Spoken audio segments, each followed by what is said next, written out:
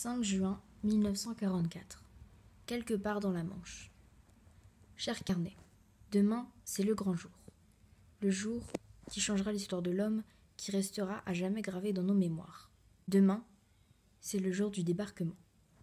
Je ne saurais te décrire ce mélange d'émotions. Peut-être est-ce de la peur, de la fierté, ou même de la sérénité. Cette guerre, c'est un poison. Elle tue lentement et nous vole ce qui nous est cher. En effet, à moi, la guerre m'a tout dérobé. En décembre 1941, ma mère s'est engagée en tant qu'infirmière.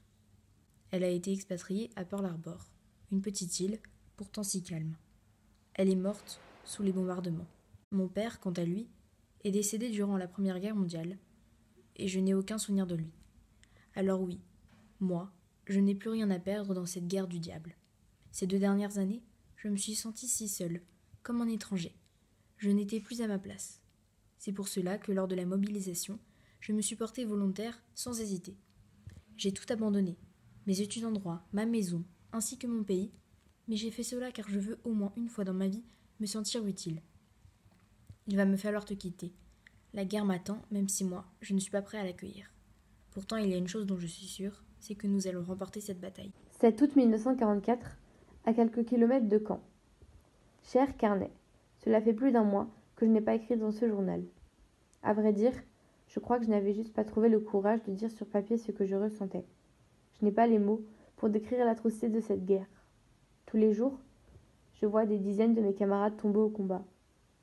La mort erre au-dessus de nos têtes. Chaque instant peut être le dernier. Avant de m'engager, je ne pensais pas que cela durerait aussi longtemps. Mon pays me manque. J'attends avec impatience le jour où je retrouverai mon chez-moi.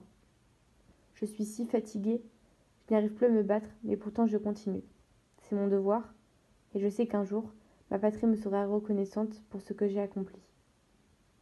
Pourtant, j'ai la funeste impression que je suis condamnée à mourir ici, en France. Si tu savais, mon cher Carnet, comme ce pays était beau avant que l'ennemi ne l'envahisse, la chance d'y aller et de découvrir les merveilles qu'elle comportait. Par exemple, je me souviens du premier jour lorsque nous sommes arrivés sur la plage d'Omaha Beach.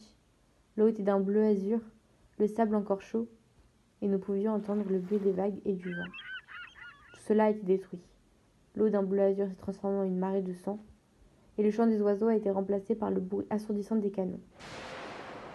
De plus, les plaines de Sautière Normandie sont dorénavant détruites, ravagées par les flammes de la guerre.